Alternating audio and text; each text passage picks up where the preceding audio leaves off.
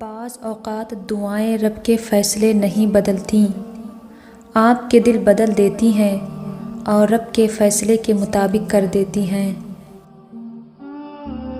اللہ پاک کو یہ سننا بہت پسند ہے، غلطی ہو گئی معاف کر دیں، بے شک وہ بڑا غفور الرحیم اور بخشنے والا ہے۔ جب ہدایت مل جائے تو پیچھے دیکھ کر پچھتانے کے بجائے کرم اور فضل کی امید کے ساتھ اچھے راستے پر چلنا شروع کر دیں۔ زندگی کے آدھے غم دوسروں سے غلط توقعات وابستہ کر لینے کی وجہ سے ہوتے ہیں۔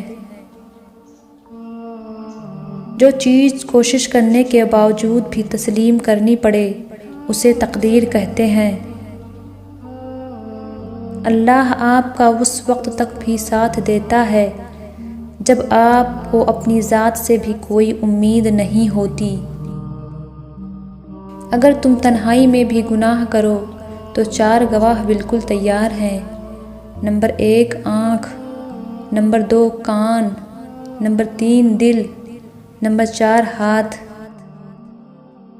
امید کم رکھو، مایوسی کم ملے گی، کیونکہ دکھ انسان نہیں دیتا، انسان سے وابستہ امیدیں دیتی ہیں۔